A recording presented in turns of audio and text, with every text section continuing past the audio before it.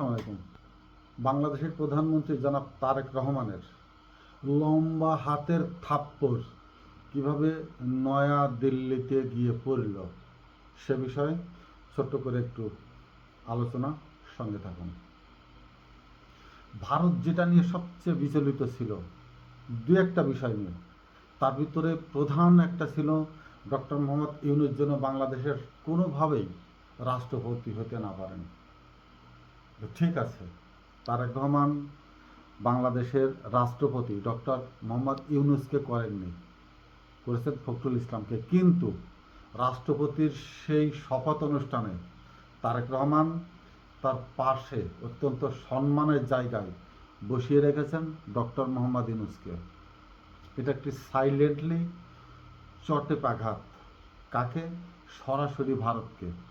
নিঃসন্দেহে ভারতকে ন্যায্য অপমানজনক জবাব নীরবে কিভাবে দেওয়া যায় একটির পর একটি তারেক রহমান তার তেলেসমাতি কেরামতি দেখিয়ে যাচ্ছেন।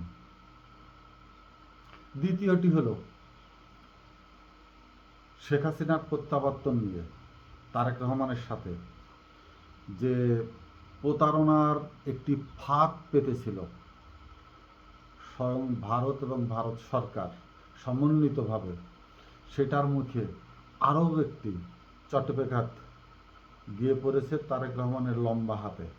সেটা হলো নয়াদিল্লির সফর বাতিল করে তিনি সম্প্রতি সৌদি আরবে ইসলামী নেটোতে তার সম্পৃক্ততা নিশ্চিত করেছেন, যেমন ঠিক তেমনি অচিরেই সৌদি আরব ভ্রমণে গিয়ে বা সৌদি আরব সফরে গিয়ে তিনি সেটার চূড়ান্ত ফলাফল ঘোষণা করবেন বা স্বাক্ষর করবেন।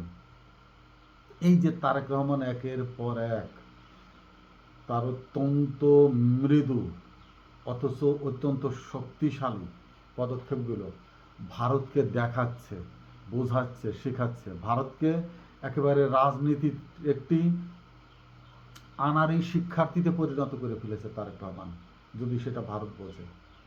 যদিও বিনা স্বীকৃতি সাবেক কূটনীতিক এই মহিলা, যে কিনা এখন তার কথায় যেটা মনে হচ্ছে সে ভারত বাংলাদেশকে কোন চোখে দেখত, তার উপরে আমার অনুনয় হয়, তার উপরে আমার করুণা হয় যে তিনি মহিলা, আমি খুব একটা তেমন গালিগালাজ করে বা অন্যভাবে কিছু করতে পারছি না, কিন্তু তিনি যে ওই পর্যন্ত যেতে শরীরকে কিভাবে ব্যবহার করেছেন, মানে কূটনীতির ধারায় পৌঁছাইতে তার শরীরকেও তিনি ব্যবহার করেছেন বুদ্ধিমত্তার সাথে। তার সম্প্রতি কথাগুলো সেইটা বোঝা যায়। তিনি তারেক রহমানকে মানে এমন একটি বাচ্চা ছেলে মনে করেছিলেন যে তার হুমকি ধামকিতেই তারেক রহমান ভরকে যাবেন, ঘাবড়ে যাবেন এবং খুব দ্রুতই শিশুর মতো তার কাছে দুধ পান করতে ছুটে যাবেন নয়াদিল্লিতে।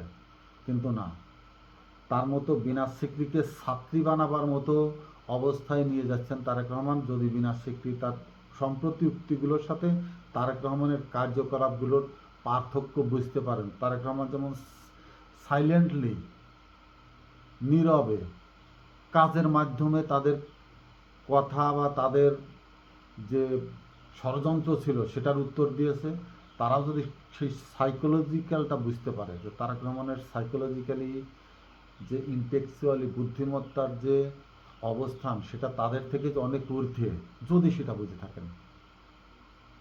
আজকে তারেক রহমানের রিসেপশনের জন্য নয়াদিল্লিতে গার্ড অব অনার প্র্যাকটিসের কথা ছিল, সেটা করেনি। পররাষ্ট্র বিষয়ক মুখপাত্র রণধীর জয়সওয়াল ছোট্ট একটি ধমকি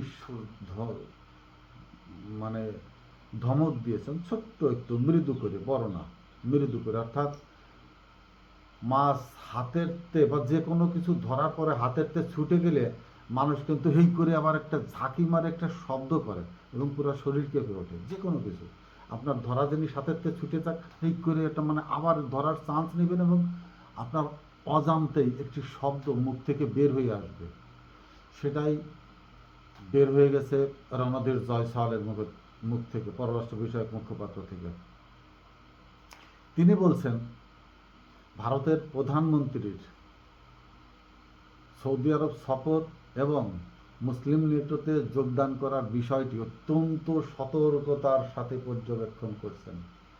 এর আগে বহুত কিছু পর্যবেক্ষণ করে গেছেন তারা, বহুত কিছু, একেবারে ডাক্তার যেরকম নিবিড় পর্যবেক্ষণে রাখে তার মৃত্যুপ্রায় রোগীকে, মানে একেবারে শ্বাস প্রশ্বাস থেকে শুরু করে পালস, হার্ট, যত ধরনের সিম্পেথি জায়গাগুলো রোগীর ভিতরে সিন্ড্রোম দেখা যায়, সবগুলোর একেবারে চারপাশে সিসি ক্যামেরা লাগিয়ে রেখে বাংলাদেশকে তারা অবজারভেশনে রেখেছিল। বাংলাদেশে কি থোরাই কেয়ার করেছে সেটা? সেই থোরাই কেয়ার করার জায়গাটি, সেই সুযোগটি ভারত আর কখনোই ফিরে পাবে না। ভারত থেকে যে বাংলাদেশের রাজনীতি বিমুখ ধারায় পরিচালিত হচ্ছে, ভারতের অন্তঃস্থলে হয়তো সেটা ঘা গিয়ে লেগেছে স্পষ্টভাবে। এবং তারেক রহমান বাংলার মসনদে বসে তার লম্বা হাত দিয়ে বারবার দিল্লির রাজ সিংহাসনে, ওই ময়ূরাক্ষী সিংহাসনে যে ধরনের চট্টব্যাঘাত করছেন, তাদের বিন্দুমাত্র যদি লজ্জিত বা কুণ্ঠিত বোধ করত, তাহলে তাদের বোধোদয়কে সম্মান জানাতে পারা যেত।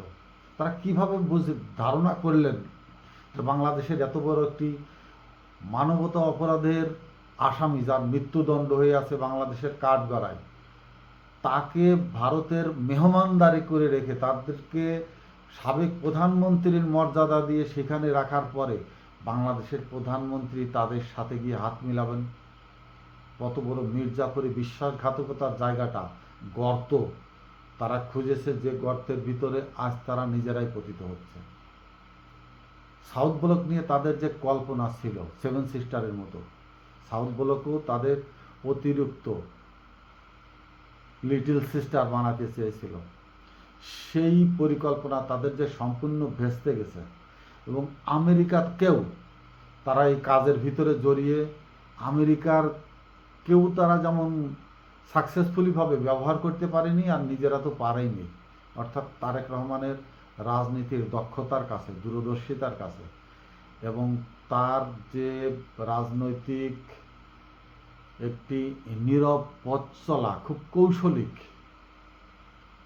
রাজনৈতিক যে একটি অঙ্গন, তিনি ইতিমধ্যে তার যে চিন্তাধারা, কর্ম পরিকল্পনা, বাংলাদেশকে নিয়ে আই হ্যাভ এ প্ল্যানের যে পার্ট অফ ওয়ান, বাংলাদেশকে নিয়ে ভারতের বাইরে এসে অন্য একটি ধারার গণ্ডি তৈরি করে, যে গণ্ডিটা বাংলাদেশকে কারো তাবেদারির ভিতরে নিয়ে যাবে না, কারোর ইচ্ছা অনুযায়ী এখানে কে কে কোন পদে বসবে, কে কোন দায়িত্বে থাকবে, কোন দেশের গোয়েন্দারা বাংলাদেশের ভিতরে এসে আবার অফিস আদালত খুলে বাংলাদেশকে ডিভাইডেড রাখবে, বাংলাদেশের সার্বভৌমত্ব থাকবে, পতাকা থাকবে, সমস্ত কিছু থাকার পরেও বাংলাদেশকে তারা সতীনের মতো করে আরেকটি সংসার পেতে বসবে, সেই চিন্তাধারা থেকে বের করে নিয়ে এসেছেন জনাব তারেক রহমান।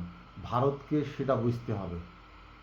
এখন রণধীর জয়সওয়াল যতই বলুক, এটা অনেক রাজনীতির তাদের দেশের উচ্চ পর্যায়ের বক্তব্য, যদিও রণধীর জয়সওয়াল তিনি যেহেতু পররাষ্ট্র বিষয়ক মুখপাত্র, তাকে দিয়েই বলাচ্ছে, কিন্তু কথাগুলো অনেক হাই কমান্ডের, হয়তো রয়ের হতে পারে বা মোসাদের থেকে, তো ভয়ভাবে যে বাংলাদেশকে করতে চাচ্ছে বা বাংলাদেশকে যে রাজনীতির ভিতরে, তাদের রাজনীতির ভিতরে ঢুকাতে চাচ্ছে, সেই পথ তারেক রহমান রুদ্ধ করে দিয়েছেন। এই দুই তিনটি কারণ, অর্থাৎ ডক্টর মোহাম্মদ ইউনূসকে রাষ্ট্রপতি করেননি, কিন্তু ডক্টর ইউনূসকে কোন মর্যাদায় বাংলাদেশে তারেক রহমানকে রেখেছে সেটা মিডিয়ার মাধ্যমে ভারতকে দেখিয়ে দিয়েছে। এখন কথা হলো, ডক্টর মোহাম্মদ ইউনূস রাষ্ট্রপতি হিসাবে কতটা সরকারের উপরে প্রভাব ফেলতে পারতেন, এবং রাষ্ট্রপতির বাইরে থেকে তিনি যে অবস্থানে থেকে, অর্থাৎ সবার ঊর্ধ্বে উপরে থেকে তিনি রাষ্ট্রকে যে ছায়া দিতে সক্ষম হবেন, বা তারেক রহমান তাকে যে একটি বটবৃক্ষ করে তার মাথার উপরে মেলে ধরবার দিগন্ত জোড়া জায়গা করে স্পেস করে রাখলো, সেইটাই বড় হলো। এটা এখন ভারতও সেটা ভেবে দেখবেন যে রাষ্ট্রপতি হলে সাংবিধানিক বিধি নিষেধের ভিতরে, বিধিবদ্ধর ভিতরে আবদ্ধ হতো। যদিও সরকারের ঊর্ধ্বে, দলের ঊর্ধ্বে, রাষ্ট্রের একজন সম্মানিত প্রতিনিধি হিসাবে তিনি থাকবেন, কিন্তু তার মতামতের জায়গাটা যে অনেক সংকুচিত হয়ে আসছে, সংকুচিত হয়ে গেল রাষ্ট্রপতি হিসাবে ফখরুল ইসলাম আলমগীরের। তিনি মহাসচিব হিসাবে যেভাবে দল নিয়ন্ত্রণ করতে পারতেন, দলের কমান্ড অফ চ্যানেলকে যেভাবে ব্যবহার করতে পারতেন, সেই জায়গার ঊর্ধ্বে, যদিও তিনি নীরবে করবেন, হয়তো সাইলেন্টলি তারেক রহমানের সাথে তার সবসময় সমঝোতা, মতামত বিনিময় সমস্ত কিছুই চলবে, কিন্তু সেটা নীরবে হইতে হবে, প্রকাশ্যে নয়। কারণ রাষ্ট্রপতি হিসাবে তার ক্রাইটেরিয়াগুলো আলাদা থাকবে সাংবিধানিকভাবে। কিন্তু ডক্টর মোহাম্মদ ইউনূস এমন একটি জায়গায় বসে থাকবেন যেখানে বসে রাষ্ট্রকে শাসন করতে পারবেন, দলকে শাসন করতে পারবেন, সরকারকে শাসন করতে পারবেন। এই শাসন সেই শাসন না, ভারতের শাসন না। এই শাসন হলো একটি শিশুসুলভ আচরণের মধ্য দিয়েই তাকে বুকে আঁকড়ে ধরে রেখে মায়েরা যেমন শাসন করে, ঠিক সেই শাসন ডক্টর মোহাম্মদ ইউনূস বাংলাদেশে করবেন, রাষ্ট্রকে করবেন। এবং তারেক রহমান তাকে সেই মর্যাদা দিয়েই, সম্মান দিয়েই গতকাল পাশে বসিয়ে রেখেছিলেন। গতকাল সেই সম্মান তাকে দেখিয়েছেন যে ডক্টর মোহাম্মদ ইউনূস বাংলাদেশে থাকবেন, বাংলাদেশের মানুষের সাথে থাকবেন, সরকারের সাথে থাকবেন, এবং তার যে মতামত, ভারত বিরোধী বলবো না, ভারতের পররাষ্ট্রনীতি বিরোধী যে অবস্থান, সেটা যে সরকারের ভিতরে বোতল থেকে গ্লাসে ঢালার মতোই হবে, সেটা বলতে তো আর কোনো দ্বিধা থাকলো না। ডক্টর ইউনূস তার মতামতকে গ্লাসে ঢালবেন, অর্থাৎ সরকারের মধ্য দিয়েই প্রতিফলন ঘটানোর চেষ্টা করবেন, এতে কোনো সন্দেহ নাই। এবং ভারত যদি মনে করে থাকে যে ডক্টর ইউনূসকে ফেলে দিয়েছি, শেখ হাসিনা বিএনপি সরকারকে ধন্যবাদ জানিয়েছে ডক্টর মোহাম্মদ ইউনূসকে রাষ্ট্রপতি বানানো হয়নি বলে। শেখ হাসিনার তো এখন ওই উঠোনে নেচে কোনো লাভ নেই, গীত গেয়ে লাভ নেই। হয়তো কোমর দুলিয়ে নাতিপুতির বিয়েতে নাচার গীত গাইছেন তিনি। তার মৃত্যুদণ্ড যেটা আইসিটিতে হয়ে আছে, সেটা বাংলাদেশের প্রত্যেকটি মানুষ শেষ দিন পর্যন্ত বাস্তবায়নের জন্য লড়ে যাবে।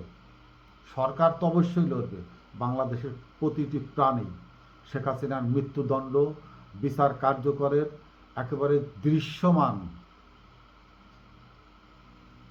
যে ঘটনা রচিত হবে, তার লাশ বাংলাদেশে আসার পরে, তার লাশ যেমন জামাত ইসলামের লাশগুলো যেভাবে নিয়ে যাওয়া হয়েছিল রাতের আধারে, শেখ হাসিনা বাংলাদেশে আসার পরে ফাঁসি হবে, তার লাশ রাতের আধারে গোপন কোনো গাড়িতে, গোপন কোনো জায়গায় কবরস্থ করা হবে। সেখানে ইমাম থাকবে না, মানুষ থাকবে না, তার বাবার মতোই গুটি কয়েক মানুষ রাতের অন্ধকারে হয়তো মোবাইলের আলো জ্বেলে তার কবর সম্পাদন করবে। এটা হবে শেখ হাসিনার। কারণ শেখ হাসিনার লাশ বাংলাদেশের কোনো রাস্তা দিয়ে মানুষ নিতে দেবে না। আর এয়ারপোর্টে বা যে কোনো পথেই আসা হোক, কোর্ট পর্যন্ত পৌঁছাতে পারবে কিনা তার জীবন্ত দেহ, এটা নিয়েও সন্দেহ আছে। বাংলাদেশের মানুষ প্রতিটা ক্ষণ মুহূর্ত গুনছে শেখ হাসিনার আগমনের দিন নিয়ে। ভারত যতই চেষ্টা করুক তাকে নিরাপত্তার সাথে বাংলাদেশে ঢোকানো, বা শেখ হাসিনা যতই চেষ্টা করুক নিরাপত্তা নিয়ে তাকে আইসিটিতে গিয়ে আত্মসমর্পণ, বা হাইকোর্ট জজ কোর্টে কোথাও গিয়ে আত্মসমর্পণের সুযোগ তিনি পাবেন না। কোর্টে যাওয়ার আগেই শেখ হাসিনা নিশ্চিহ্ন হয়ে যাবে বাংলার ধুলা মাটির সাথে।